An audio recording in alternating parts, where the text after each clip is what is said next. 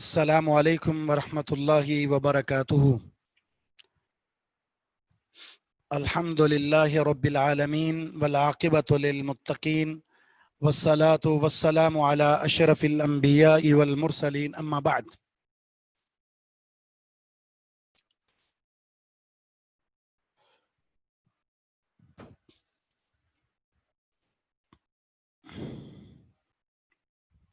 حدیث نمبر 27۔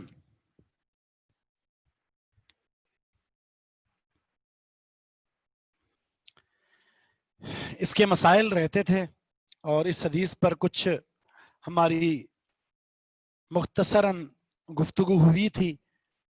ہم کچھ گفتگو کر کے اپنی بات کو آگے بڑھاتے ہیں۔ مجھے سن پا رہے ہیں نا سب؟ آواز کلیئر ہے میری؟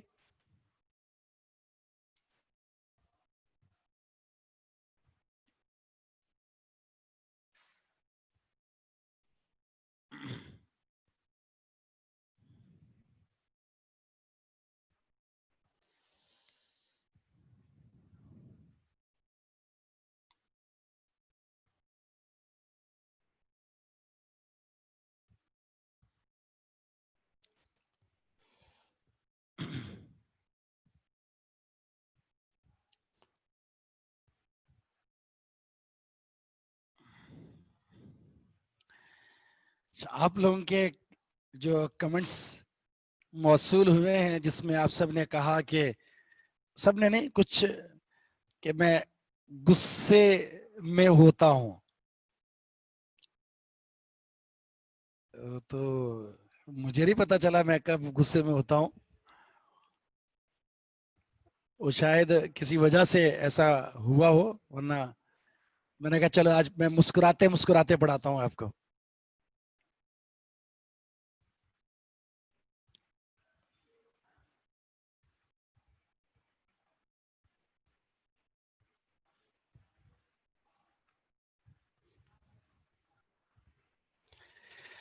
اچھا،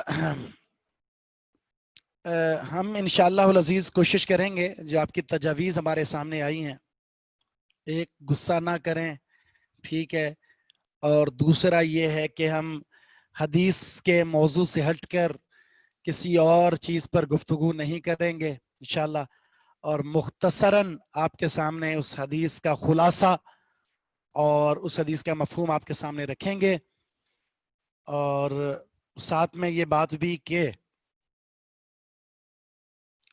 کچھ باتیں میں ذاتی طور پر اپنی طرف سے کر دیتا ہوں، تو وہ مجھے نہیں معلوم کون سی بات۔ ایک بات جس کا تفصیلاً جواب دے دیا گیا تھا، پھر وہ دوبارہ دہرائی گئی بات۔ بہرحال ہم آگے بڑھتے ہیں اور اس حدیث پر گفتگو کرتے ہیں۔ اس حدیث کے اندر جو ہے فطرت کا ذکر ہے، فطرت، امور فطرت کا۔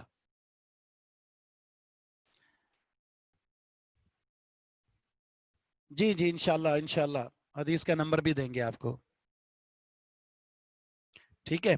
اب انشاءاللہ میں آپ کی جو چیٹ ہے اس کو بند کر دوں گا تاکہ آپ کی طرف توجہ نہ ہو، اور آخر میں اسے کھولیں گے انشاءاللہ، ٹھیک ہے، اور ایسا ہی کیا جائے گا انشاءاللہ۔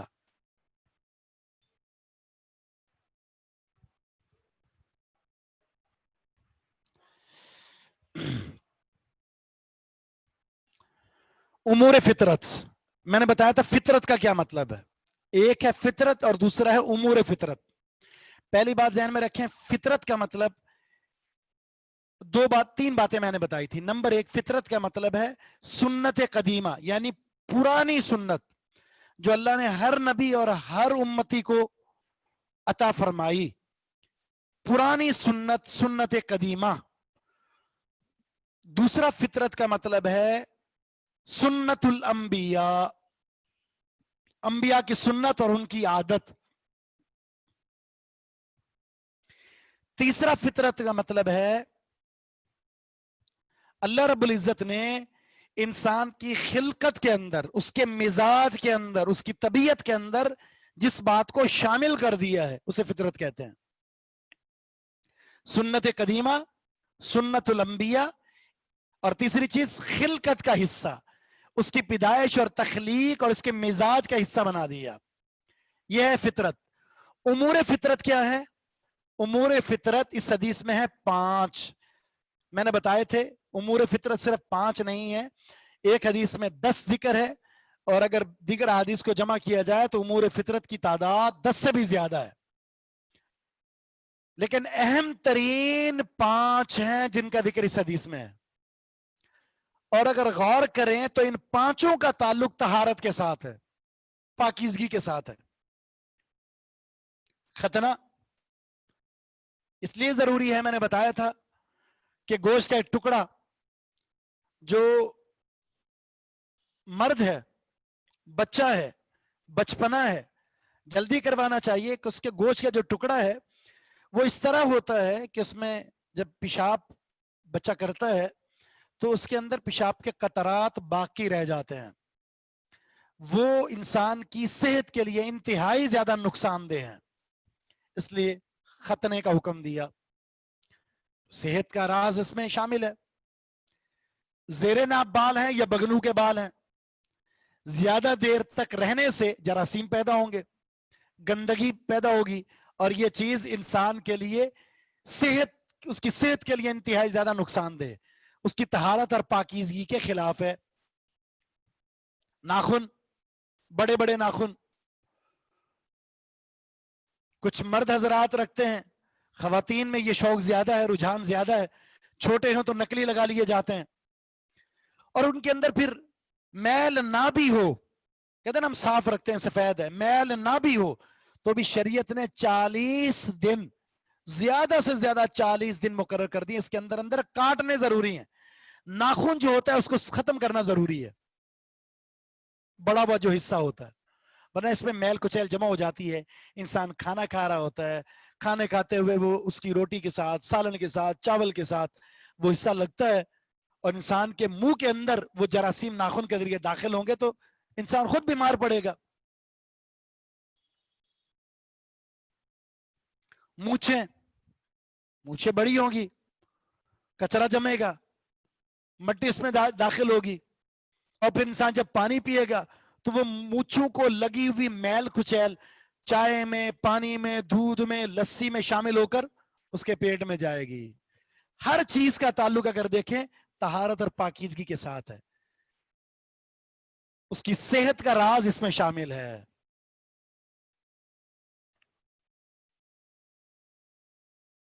پھر 2 چیزوں کے تعلق سے میں نے بتایا، ایک یہ کہ بغلوں کے بال ہیں یا زیر ناف بال ہیں. اصل چیز اس کی صفائی ہے. پھر آپ اس طرح استعمال کر لیں، بلیڈ استعمال کر لیں، ریزر استعمال کر لیں، آپ کیمیکل استعمال کر لیں، صفائی کرنا ضروری ہے، وہ کسی چیز سے بھی کریں.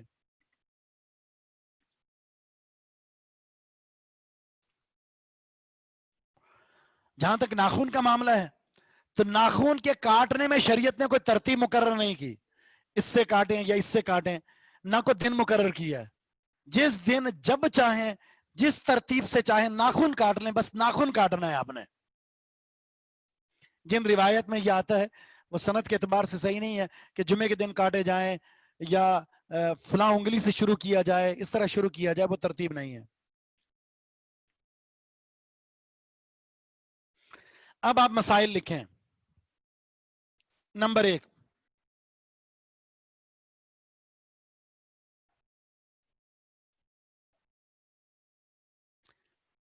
فطرت کا یہ تقاضا ہے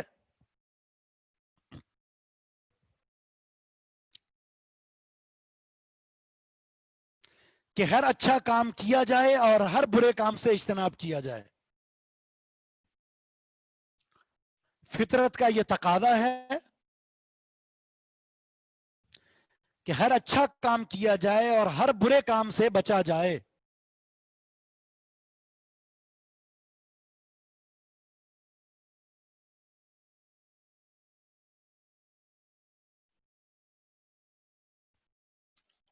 نمبر 2، دین اسلام صفائی اور پاکیزگی کو اختیار کرنے کی تلقین کرتا ہے.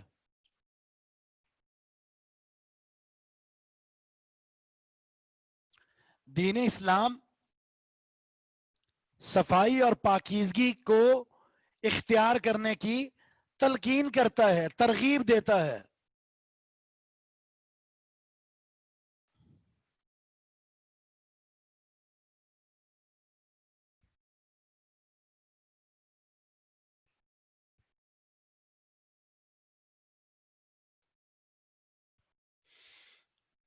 نمبر 3، ناخن بڑھانا۔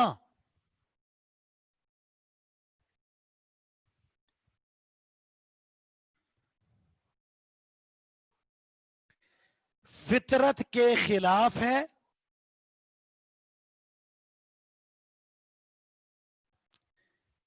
ناخن بڑھانا فطرت کے خلاف ہے، اس سے مسلمان مرد اور عورت کو بچنا چاہیے، اس سے مسلمان مرد اور عورت کو بچنا چاہیے۔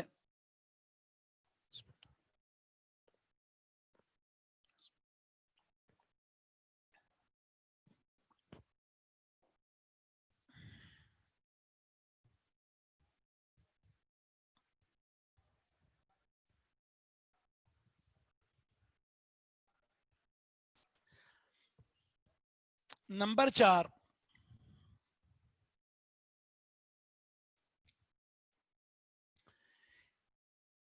زیر ناف بال،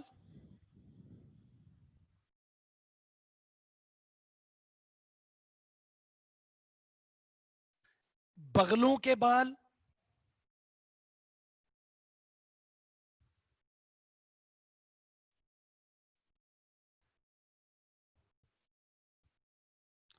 اور مونچھیں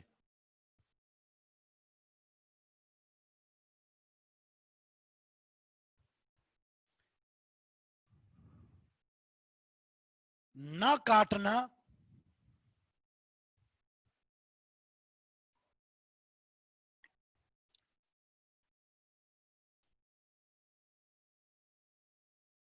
فطرت کے منافی عمل ہے،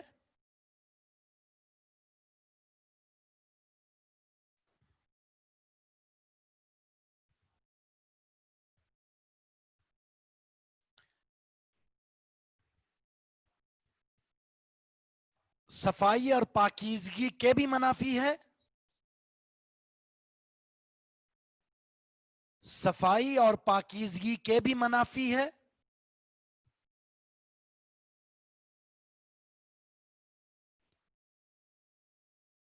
اور مسلمانوں کو ایسا کرنے سے منع کیا گیا ہے۔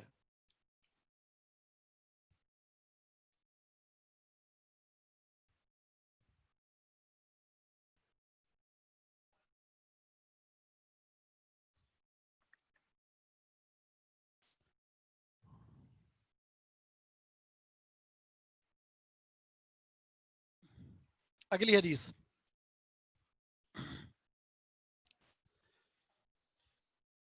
یہ باب نمبر 6 ہے۔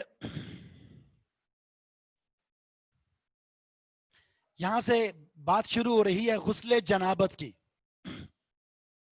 اہم ترین باب ہے جنابت کا غسل، مرد ہے یا عورت دونوں کے لیے غسل جنابت کا بیان ہے۔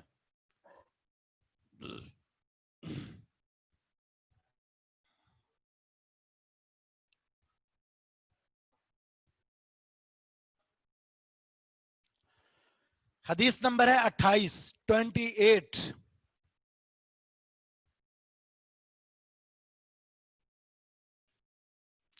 حدیث کے راوی ہیں ابو ہریرہ رضی اللہ تعالی عنہ۔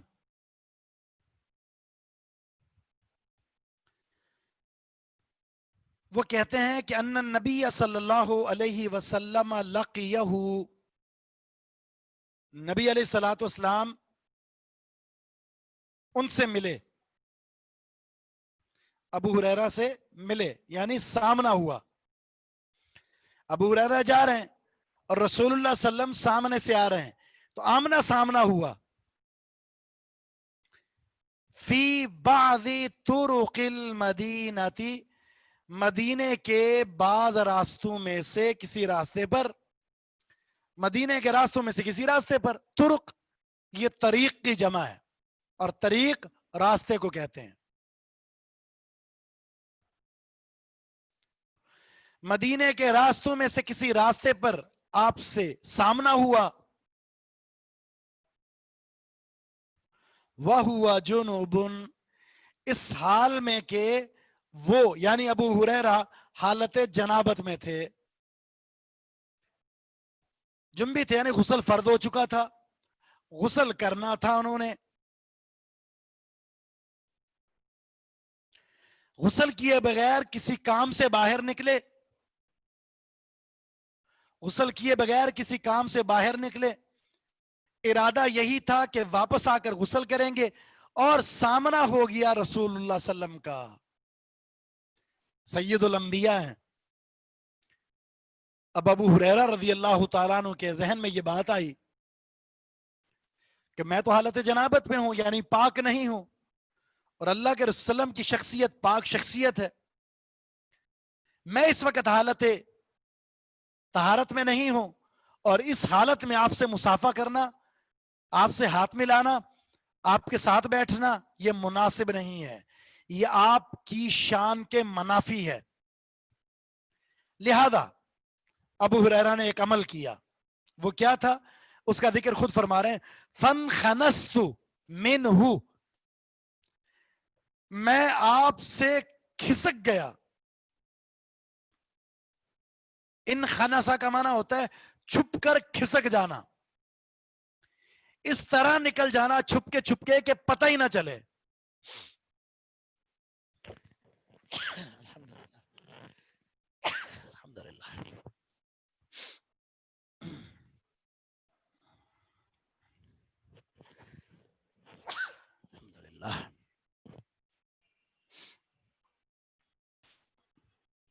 اچانک اپنا راستہ تبدیل کر لیا.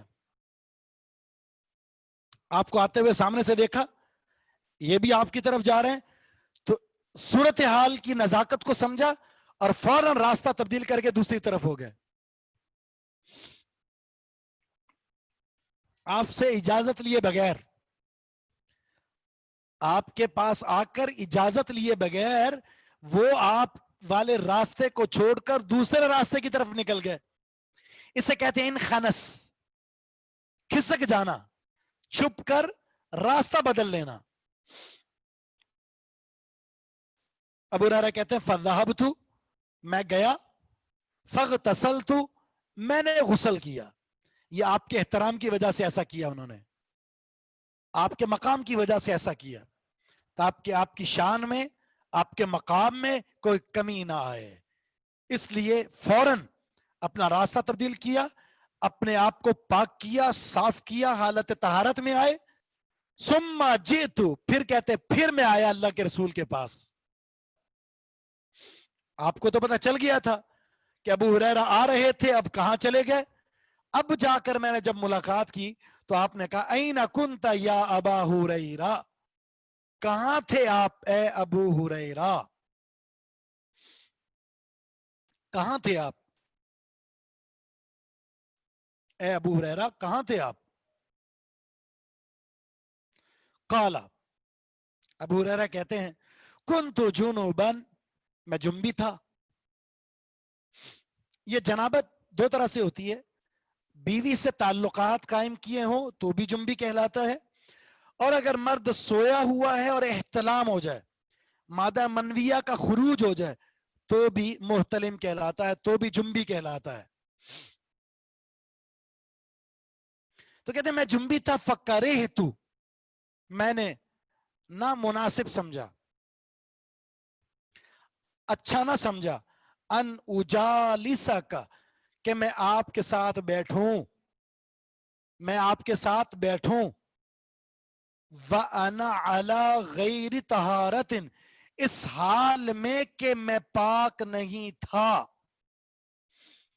میں طہارت کی حالت میں نہیں تھا, اور اس حالت میں آپ کے ساتھ بیٹھوں, اس بات کو میں نے گوارا نہیں کیا. فقال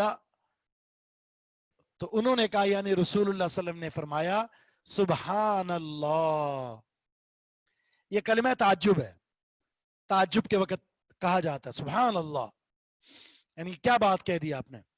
ان المؤمن لا ينجس، مومن نجس نہیں ہوتا، مومن نجس نہیں ہوتا، مومن تو پاک ہوتا ہے.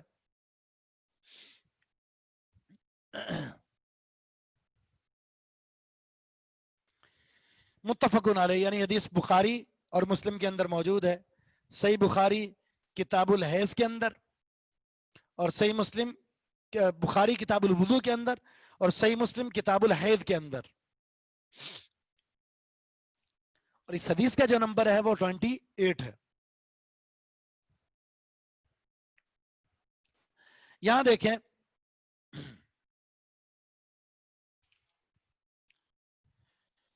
بڑے اہم ترین مسئلے ہیں.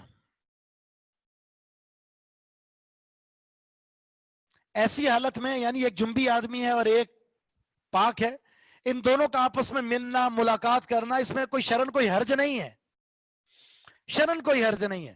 لیکن اگر کوئی شخص یہ سمجھتا ہے یار میں نے ایک بڑی شخصیت سے ملنا ہے،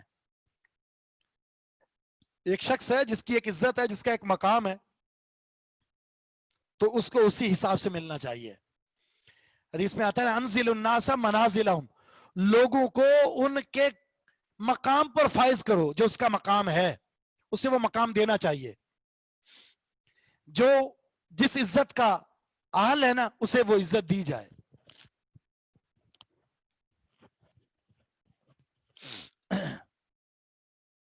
اگر اسے عزت نہ دی جائے تو یہ بات اس کے حق کے منافی ہے.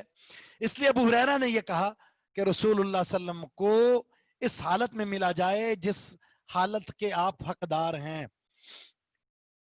لیکن نبی علیہ السلام نے ایک شرعی مسئلہ بتا دیا، غسل فرض ہونے کے باوجود بھی اس کا وجود نجس نہیں ہے، ذات کے اعتبار سے مومن نجس نہیں ہے. ٹھیک ہے حالت جنابت ہے، یعنی حکمن وہ نجس ہے، حقیقت نجس نہیں ہے. اگر آپ نے مصافحہ کر لیا، آپ نے معانقہ کر لیا، آپ گلے مل گئے، حالانکہ اس پر غسل فرض تھا، تو کوئی عرض نہیں، آپ پر غسل فرض نہیں ہو جائے گا، آپ نجس نہیں ہوں گے.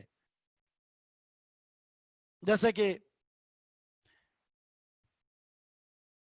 عائشہ صدیقہ رضی اللہ تعالیٰ عنہا، ان کو ایام مخصوصہ تھے، نبی علیہ الصلوۃ والسلام نے ان سے کہا عائشہ مجھے مصلی پکڑاؤ، مصلی دو مجھے. تو سیدہ عائشہ صدیقہ رضی اللہ عنہا کہتی ہیں اللہ کے رسول صلی اللہ علیہ وسلم میں تو حالت حیض میں ہوں. تو نبی علیہ السلام نے کیا فرمایا، لیست حیضتکی فی یدکی، عائشہ یہ حیض یہ خون تمہارے ہاتھ میں تو نہیں لگا ہوا، یعنی تم ٹھیک ہے حالت حیض میں ہو، حکمن نجس ہے، نجاست کا حکم ہے، لیکن وجود تو نجس نہیں ہو گیا نا تمہارا، تمہارے ہاتھ تمہارا جسم وہ نجس تو نہیں ہوا نا. صرف وہ مقام جہاں سے اس خون کا خروج ہو رہا ہے اور جہاں وہ خون لگا ہوا ہے صرف وہ نجس ہے، پورا وجود تو نجس نہیں ہے. تو مصلی پکڑا سکتے ہو، ہاتھ کی پکی ہوئی چیز کھلا سکتی ہو، ان کا جھوٹا کھایا جا سکتا ہے، پیا جا سکتا ہے، پلایا جا سکتا ہے، ساتھ لیٹا جا سکتا ہے، تو کوئی حرج نہیں ہے، جسم نجس نہیں ہے. اس کا معنی یہ ہوا غسل فرض ہونے کے باوجود بھی وجود نجس نہیں ہوگا، حکمن نجاست کا حکم ہے. مسائل لکھ لیں.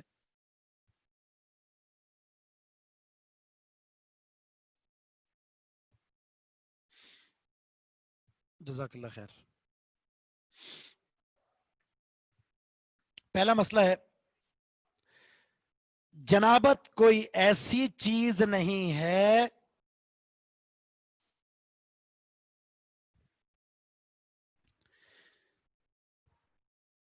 جس سے مسلمان کا وجود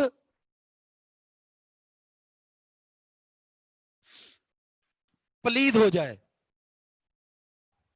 نجس ہو جائے.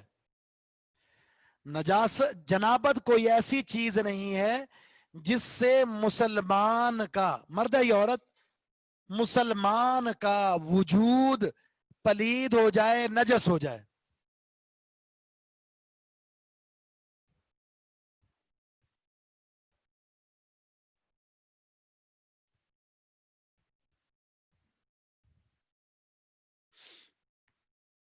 تیسرا مسئلہ، مومن اپنی ذات کے اعتبار سے نجس نہیں ہے.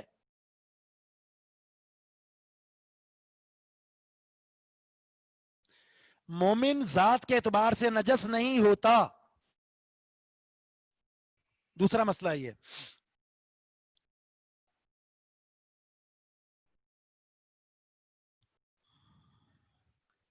البتہ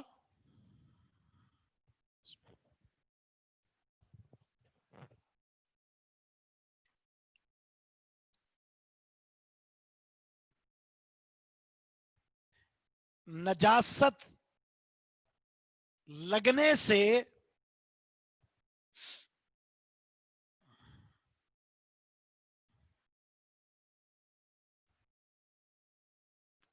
حکمن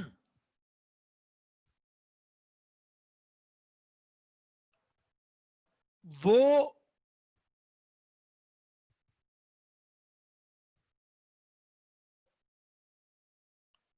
نجس کہلائے گا جس کی پاکیزگی ضروری ہے.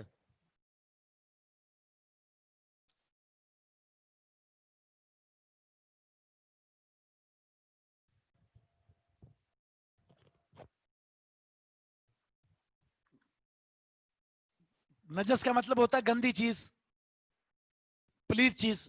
جسم کو لگ جائے نا تو حکمن تو نجس کہلائے گا، اور اس نجاست کا ازالہ ضروری ہے، اس نجاست کو ختم کرے گا. نہیں لگی ہوئی تو حکمن تو نجس ہے، اس نجاست کی پاکیزگی ضروری ہے، جو کہ عبادت کی بنیادی شرط ہے. اس کو بھی لکھیں،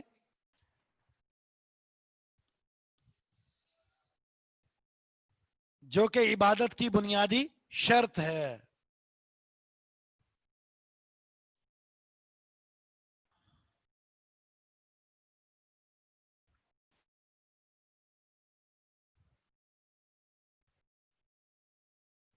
جبکہ حالت جنابت میں، اسی کے ساتھ یہ لکھتے رہے،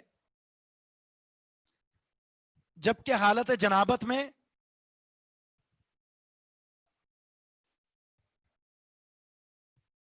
کھانے پینے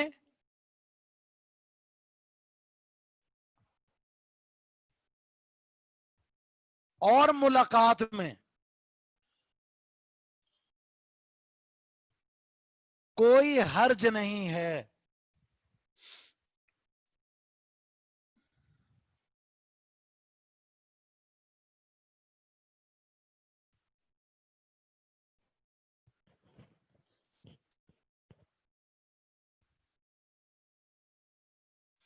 بھی جو غسل کی شرط ہے نا، یہ عبادت کے لیے، کھانے پینے کے لیے، ملاقات کے لیے تو شرط نہیں ہے. اس کی ایک مثال دیتا ہوں میں آپ کو، آگے وضاحت بھی آئے گی اس کی. نبی علیہ الصلوۃ والسلام جب صبح اٹھتے تھے، غسل فرض ہوتا تھا، سحری میں وقت کم ہوتا تھا، پہلے آپ کھا لیا کرتے تھے، سحری کرنے کے بعد پھر غسل کیا کرتے تھے. آگے حدیث آئے گی. اور اگر وقت زیادہ ہوتا تو پہلے غسل کرتے پھر سحری کرتے تھے.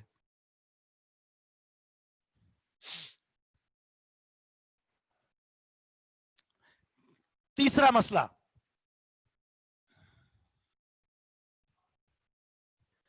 غسل جنابت میں بلا وجہ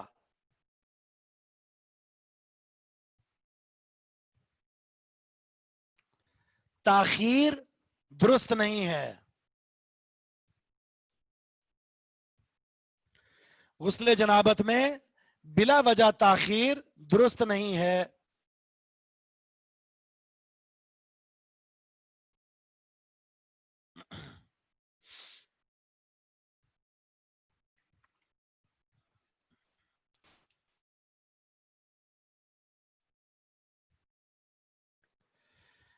ویسے اگر کوئی وجہ ہے نا، پانی دستیاب نہیں ہے، تو شریعت نے کہا تیمم کر لے، غسل بعد میں ہو جائے گا. ایک شخص ہے، اس نے رات کی ابتدا میں اپنی بیوی سے تعلقات قائم کیے، غسل فرض ہو گیا، تو صبح تک تاخیر کر سکتا ہے. وہ نماز فجر کے وقت اٹھے، غسل کر لے، اور وہ نماز کے لیے، تو اس میں کوئی عرض نہیں ہے. لیکن یہ کہ غسل فرض ہو گیا رات کو اور پوری رات گزر گئی، دن کا کچھ حصہ گزر گیا اور اس کی پرواہ نہیں ہے، نہ نماز کی پرواہ ہے، تو یہ نحوست کا سبب ہے.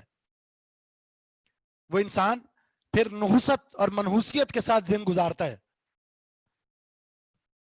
اور زیادہ تاخیر کرنے سے یہ بہت سارے اثرات جو ہمارے ہاں، اس کو کچھ ہو گیا، اس پر اثر ہے، اس پر جادو ہے، اس پر جن ہے، اس نے سایہ دیکھا، اس پر پانی گرا، اس پر خون کے قطرے گرے، اس کے کپڑے پھٹ گئے، فلاں ہو گیا فلاں ہو گیا. اس کی وجہ بھی یہ ہوتی ہے کہ اس نے غسل صحیح طریقے سے نہیں کیا ہوتا، غسل میں تاخیر کر رہا ہوتا ہے، پاک نہیں رہتا، پیشاب کے قطرات ہوتے ہیں اس پر، نجاست طاری رہتی ہے اس پر، وضو نہیں کرتا، نماز نہیں پڑھتا، قرآن نہیں پڑھتا، بیت الخلاء میں دعائیں جانے کی نہیں پڑھتا، نکلنے کی نہیں پڑھتا، پاک نہیں رہتا، تو اس کے پیچھے پھر شیاطین پڑ جاتے ہیں اور اسے نقصان پہنچاتے ہیں.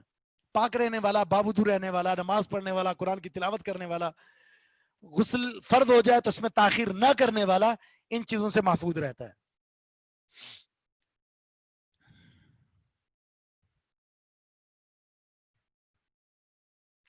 نمبر 4،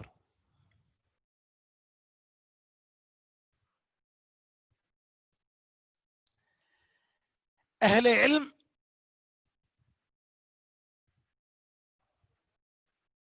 اور بزرگوں کی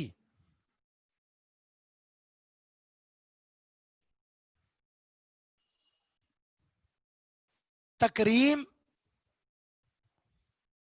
اور ادب و احترام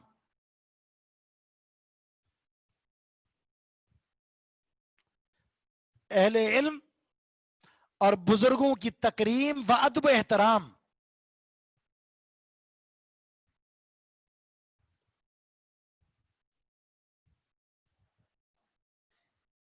اسلامی تعلیمات کا حصہ ہے، یا اسلامی اخلاق کا حصہ ہے، اسلامی اخلاق کا حصہ ہے.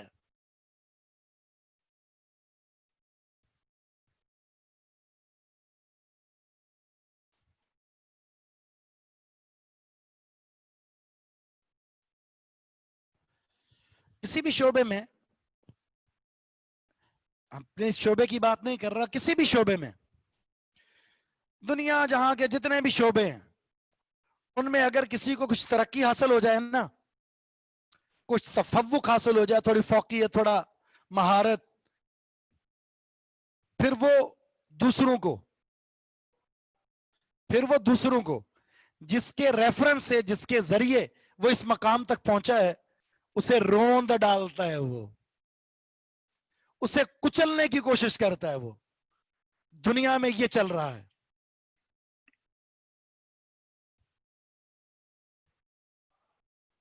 حالانکہ آپ کتنے بڑے اونچے مقام پر چلے جائیں، آپ کے بزرگ، آپ کے ماں باپ، آپ کی برادری اور قبیلے کے بزرگ حضرات، آپ کے اساتذہ، آپ کے دیگر، جن کے آپ پر کسی نہ کسی تعلق سے کچھ نہ کچھ مہربانیاں ہیں، انہیں زندگی میں کبھی بھی پس پشت ڈالنا، بے قدری کرنا، یہ اس انسان کے لیے بربادی کا آغاز ہوتا ہے. وہ اوپر جانے کے بعد بہت جلدی نیچے آتا ہے.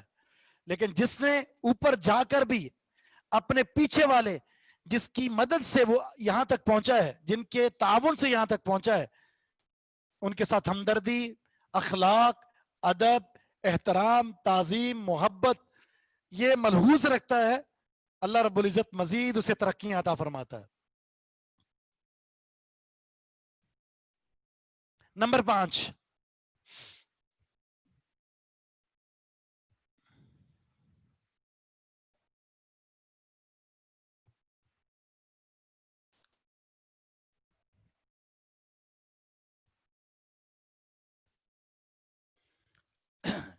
کسی مجلس سے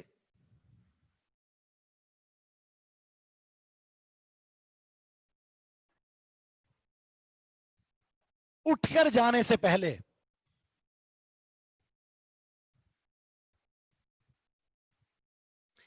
کسی مجلس سے اٹھ کر جانے سے پہلے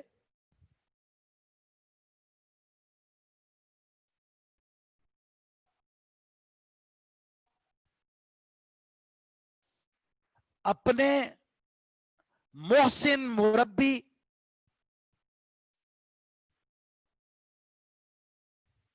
یا استاد کو اطلاع دینا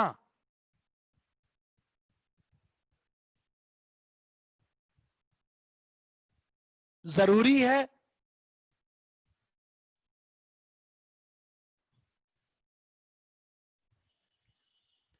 تاکہ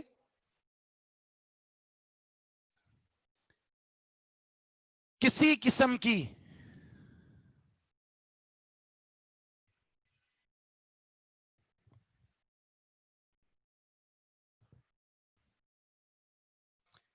بات دل میں پیدا نہ ہو.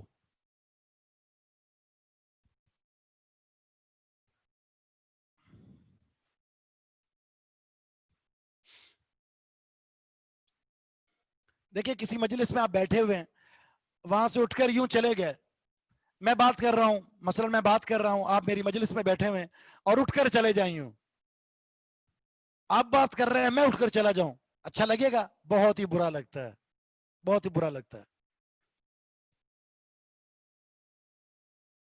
لیکن نبی علیہ الصلوۃ والسلام نے ابو ہریرہ راستہ چھوڑ کر چلے گئے.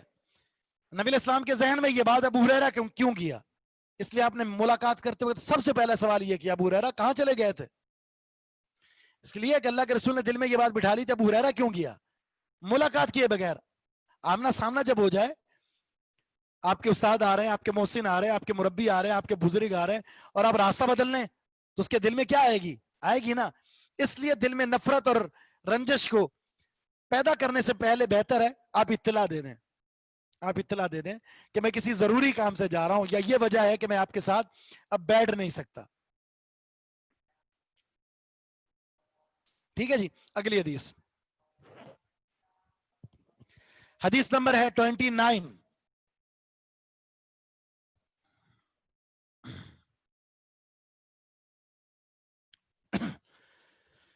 حدیث کی راویہ ہیں ام المومنین عائشہ صدیقہ رضی اللہ تعالی عنہا.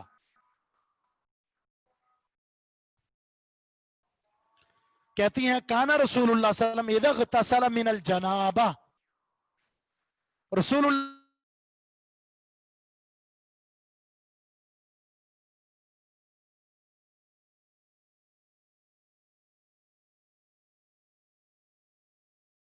اپنے ہاتھ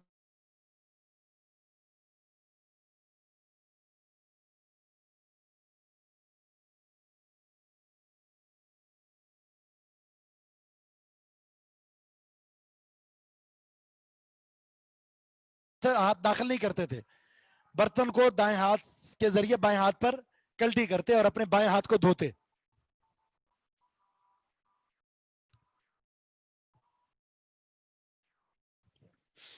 اپنے بائیں ہاتھ کو دھوتے, پھر دائیں ہاتھ کو دھوتے, اس کے بعد پھر برتن میں ہاتھ داخل کرنے کے بعد اب کیا کرتے؟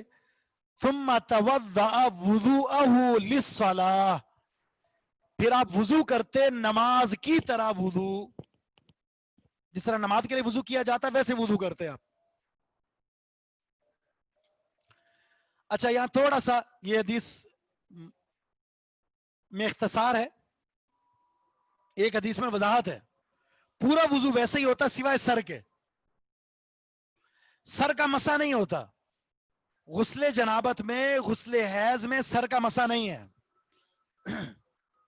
اس وضو میں سر کو دھویا جائے گا, یعنی اپنے بازو تو دھو لیے ہیں دونوں, جب سر کی باری آئے گی تو آپ نے پانی بہانا ہے. کس طرح اس کی تفصیل آگے آ رہی ہے.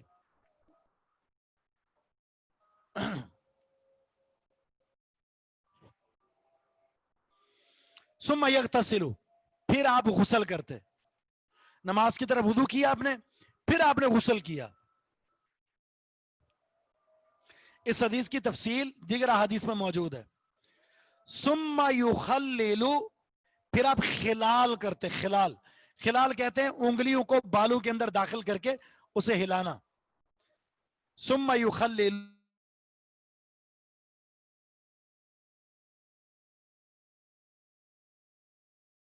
अपने बालों का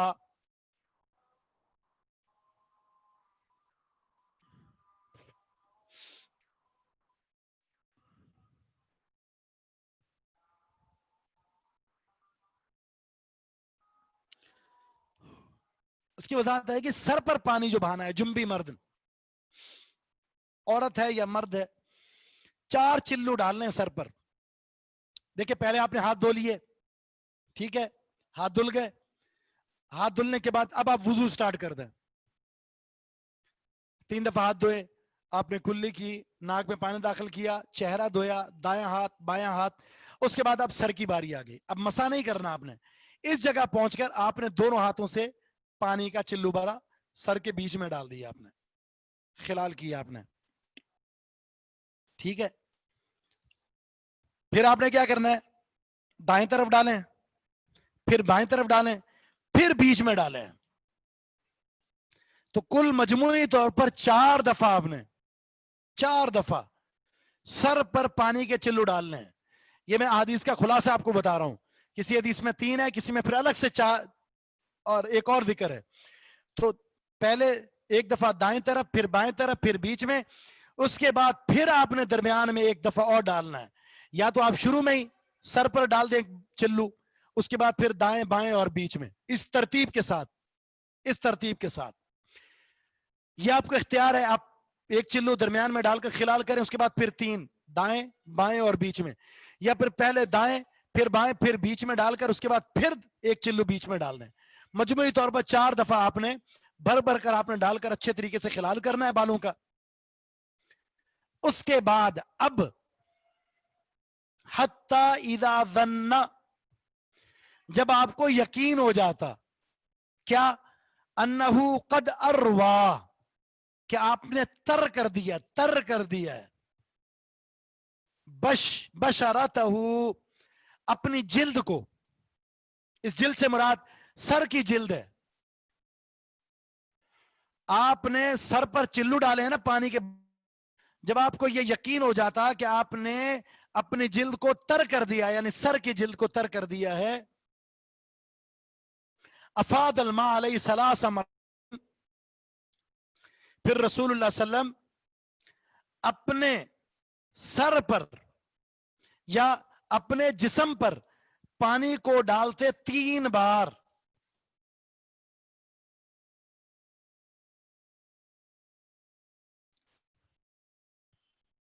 अच्छा, इस हदीस का सही मसरफ जो है ना, सही मफहूम वो ये है, इस लफ्ज, इस जुमले का दीगर हदीस की रोशनी में मैं ये मफहूम समझाता हूं आपको। हत्ता इदा ज़न्ना, जब आपको यकीन हो जाता, अन्नहु कद अरवा, कि आपने तर कर दिया है, बशरतहु, अपने सर के जिल्द को, एक बड़ा सा चिल्लू डाला आपने और आपने खिलाल किया अच्छे तरीके से, आपको यकीन हो गया कि जड़ तक पानी पहुंच गया। फिर अफाद अलैहिल मा, फिर आप पानी उंडेलते सर के ऊपर, सलास मर्रातिन, 3 बार, ये 4 बार हो गया। ये कितनी बार हो गया, 4 बार। पहली दफा डालकर आपने दोनों हाथों से बीच में डालकर अच्छे तरीके से बालों का खिलाल करना है। जब आपको यह यकीन हो जाए कि मेरे बालों की जड़ों तक पानी पहुंच गया है, चाहे कुछ बाल गीले भी हैं कुछ बाल सूखे भी हैं, फिर आगे 3 दफा फिर पानी के चिल्लू डालने आपने। वो तरतीब ये कि पहले दाएं फिर बाएं फिर बीच में। अब ये 4 दफा अमल मुकम्मल हुआ, सुम्मा गसल साइर जसदिही, फिर आप पूरे जिस्म को धोते, गुसल करते, फिर पूरे जिस्म पर पानी को बहाते।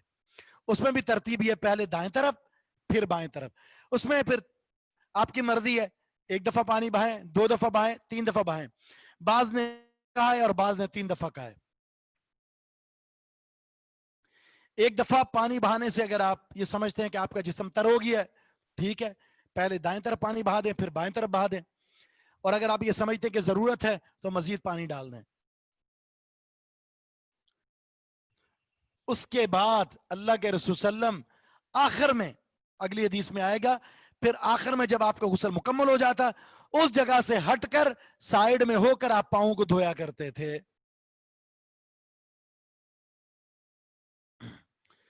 वकानत तकूलु, आयशा सिद्दीका रज़ी अल्लाहु अन्हा कहा करती थी, कुन्तु अगतसिलु अना व रसूलुल्लाह, मैं और रसूलुल्लाह सल्लल्लाहु अलैहि वसल्लम गुस्ल किया करते थे, मिन इनाइयों वाहिदिन, एक ही बर्तन से।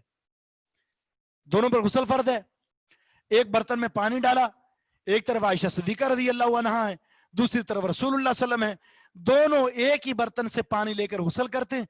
नगतरिफु मिनहु जमीअन, एक साथ हम पानी के चिल्लू भरा करते थे अपने हाथों से एक साथ। अल्लाह के रसूल सल्लम भी हाथ डाल रहे हैं बर्तन में, मैं भी हाथ डाल रही हूं। हत्ता के हदीस में आ रहा है, आयशा सिद्दीका कहती हैं कभी कभी मैं अल्लाह के रसूल से कहा करती थी, अल्लाह के रसूल मुझे पानी लेने दे दें। कभी रसूलुल्लाह सल्लम कहते आयशा से, आयशा मुझे पानी लेने दो।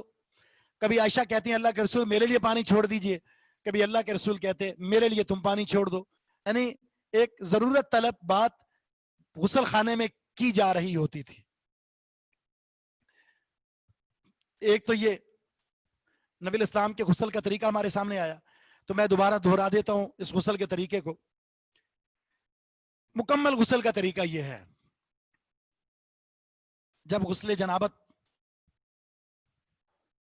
का मकाम है, गुस्ले जनाबत जाहिर वाजिब है, पहली बात तो इसमें ताखीर नहीं करनी चाहिए। अगर रात को हुआ है तो फजर के वक्त कर लें, फिर नमाज पढ़ लें। दिन में है तो भी ताखीर ना करें, नमाज को डिले ना करें, एक बात। दूसरी बात यह है, सबसे पहले आपने अपने हाथों को साफ करना है। अपने हाथों को साफ, मर्द है या औरत, अपने हाथों को साफ करने के बाद अपने मखसूस एरिया को साफ करना है, यानी शर्मगाह को, जहां जहां ये मादा लगा है उसे साफ कर दें, धो दें उसे, फिर हाथों को साफ करें। नबी इस्लाम मिट्टी से साफ करते थे, आजकल तो केमिकल है, केमिकल से साफ किया जाएगा। उसके बाद वुजू स्टार्ट किया जाएगा, मर्द है या औरत। मुकम्मल वुजू करते करते जब आप पहुंचेंगे सर पर, सर पर पहुंचने के बाद मैंने बता दिया, आपने दोनों हाथों से पानी भरा, सर के बीच में डाला, अच्छे तरीके से खिला। गुस्ले जनाबत में औरत को बाल खोलने की जरूरत नहीं है, औरत को बाल खोलने की जरूरत नहीं है। तो जहां तक बाल जमा है वहां पानी डाले, अच्छे तरीके से खिलाल करे। उसके बाद फिर 3 चिल्लो और डालने हैं, पहले दाएं तरफ, फिर बाएं तरफ, फिर बीच में, ठीक है। इसकी वजाहत भी मौजूद है। 4 दफा हो गए, अच्छे तरीके से बालों को हिला ले ताकि पानी पहुंच चुका हो बालों तक। उसके बाद फिर दाएं तरफ पानी डाले, फिर बाएं तरफ पानी डाले, और आखिर में अपने दाएं पांव को धो ले और फिर बाएं पांव को धो ले। तो इस तरह वुदू भी हो गया, गुस्ल भी हो गया। इस दौरान अगर शर्मगाह को हाथ नहीं लगा आगे और पीछे तो उसका वुदू है, कपड़े पहन ले, इसी तरह नमाज पढ़ सकता है। अगर लग गया है तो दोबारा वुजू करेगा अगर उसने नमाज पढ़नी है, ठीक है। इससे और बात पता चली कि मियां बीवी में मोहब्बत और उल्फत और अपनाइयत ऐसी होनी चाहिए जैसे अल्लाह के रसूल ने आयशा सिद्दीका से दिखाई है। उनका जूठा पीते थे आप गिलास पहले देते थे, तुम पियो, फिर जहां से आयशा सिद्दीका ने मुंह लगाया होता था वहां लगाकर पीते। गोश्त वाली हड्डी लाई जाती, आयशा तुम खाओ, आयशा खाती, फिर जहां से उन्होंने खाया होता वहां से अल्लाह के रसूल खाते। हालत हैज में अपने साथ लिटा लिया करते थे, एक साथ गुस्ल कर रहे हैं। ये मोहब्बत है जो एक मियां बीवी में होनी चाहिए थी, और आयशा सिद्दीका और रसूलुल्लाह सल्लल्लाहु अलैहि वसल्लम में और आपकी तमाम बीवियों में ये मोहब्बत थी। और आपने फरमाया मैं अपनी बीवियों के लिए सबसे बेहतर हूं, और तुम में सबसे बेहतर इंसान वो है जो अपनी बीवियों के लिए, अपने घर वालों के लिए सबसे बेहतर हो। घर के बाहर बड़ा अच्छा माहौल होता है, खुशगपियां होती हैं, सैर तफरी है। घर में आने के बाद सारा रोब बीवी बच्चों पर, गुस्सा उनके लिए, बाहर के लिए खुशी और अंदर के लिए गुस्सा। तो बाहर जितने भी आप अच्छे बन जाएं, अगर घर में अच्छे नहीं है तो बुरे इंसान है, और घर में अच्छे हैं तो आप अच्छे इंसान हैं।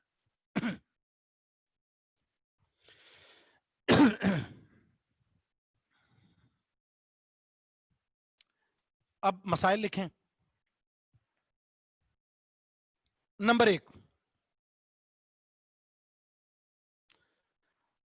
गुस्ले जनाबत वाजिब है।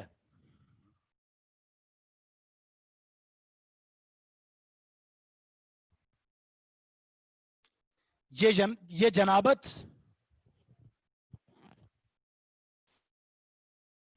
मियां बीवी के ताल्लुक की वजह से हो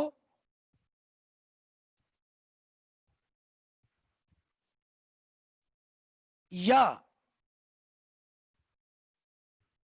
احتلام کی وجہ سے، یعنی مادہ خارج ہو گیا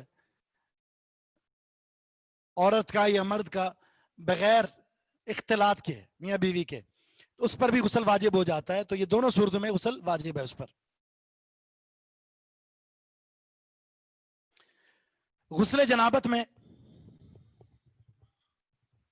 دوسرا مسئلہ، پہلے ہاتھ دھوئے جائیں،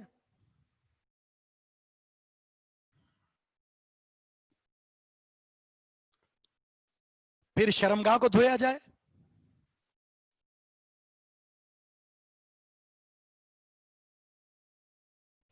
پھر ہاتھ دھوئے جائیں،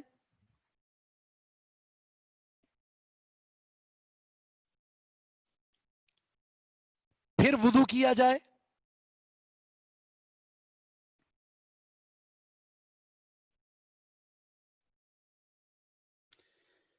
پھر سر کے بالوں میں 4 دفعہ پانی ڈال کر خلال کیا جائے،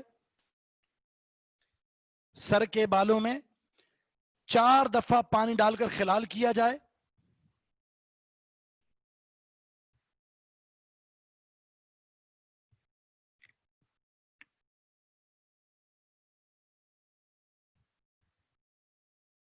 پھر بقیہ جسم پر پانی بہایا جائے،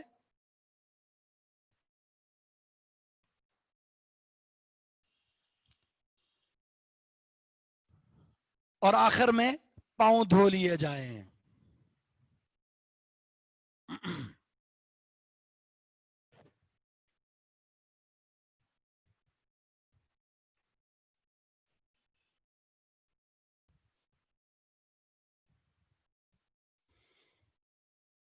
نمبر 3،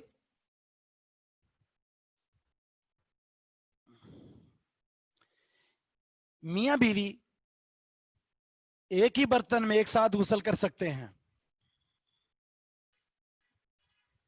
میاں بیوی ایک ہی برتن میں ایک ساتھ غسل کر سکتے ہیں.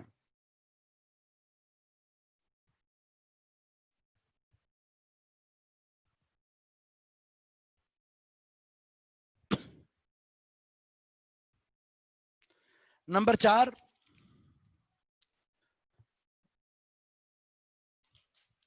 غسل جنابت میں پاؤں سب سے آخر میں دھوئے جائیں گے.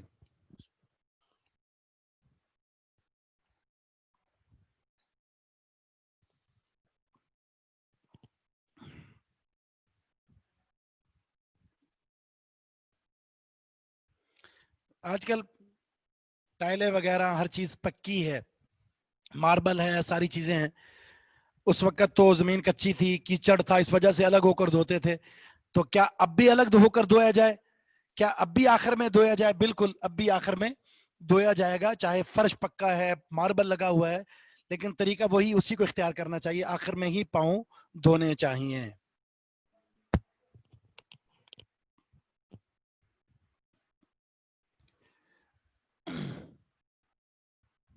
نہیں، بس 40 دن کے بعد گناہگار ہوگا. 40 دن سے پہلے اگر 40ویں دن بھی کاٹ لے تو گناہگار نہیں ہے.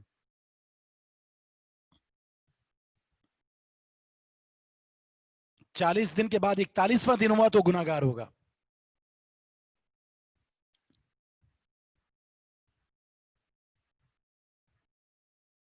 جی ہاں، یہ جنابت کہہ رہی ہے، فرض غسل ہے یہ. جنابت ہو گیا، یہ حالت حیض ہو گیا، اور اسی طرح حالت نفاس ہو گیا، یہ سیم طریقہ ہے. صرف یہ ہے کہ غسل جنابت میں عورت کو بال نہیں کھولنے ہوتے، باقی غسل میں کھولنے ہوتے ہیں. غسل حیض بھی یہی ہے. نہیں، کانوں کا مسئلہ نہیں ہے اس میں. کوئی بات نہیں ہے، اگر دوران غسل وضو ٹوٹ جائے تو کوئی حرج نہیں ہے. اگر آپ نے نماز پڑھنی ہے تو دوبارہ آپ غسل کر لیں. جی ہاں، نیت تو ہوگی. نہیں، کوئی دعا نہیں ہے، کوئی خاص دعا نہیں ہے.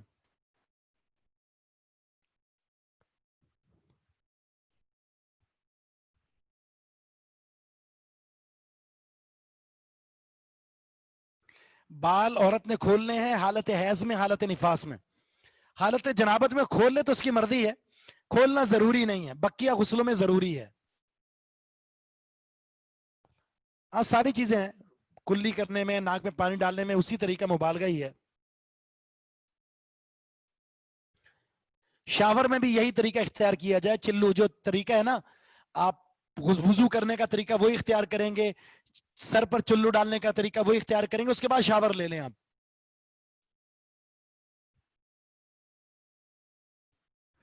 جی ہاں قرآن پڑھ سکتے ہیں.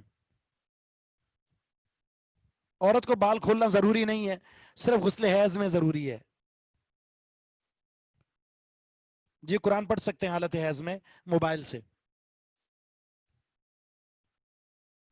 جی ذکر الہی کیا جا سکتا ہے، قرآن کی تلاوت کی جا سکتی ہے حفظاً، مصحف کو نہ پکڑا جائے. جی پاؤں جو ہے اگر پکا فرش ہے تو اسی جگہ دھو لیا جائے، لیکن آخر میں کچی جگہ ہے تو الگ ہو کر دھویا جائے. واش روم میں بات کر سکتے ہیں ضرورت کی، باقی ذکر و اذکار پر مشتمل کوئی چیز باتھ روم میں جائز نہیں ہے. بال سارے دھونے ضروری ہیں لیکن بال کھولنا ضروری نہیں ہے. عام غسل اگر کوئی کرنا چاہے وضو اس طرح کر سکتا ہے لیکن ضروری نہیں ہے.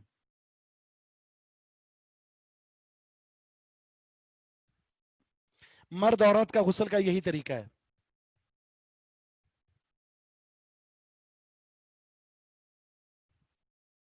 یہی طریقہ ہے. ٹھیک ہے جی. سبحانک اللہم و بحمدک اشہد ان لا الہ الا انت استغفرک و اتوب الیک. انشاءاللہ یہ سلسلہ جاری رہے گا. اللہ تعالی ہمارا حامی اور ناصر ہو.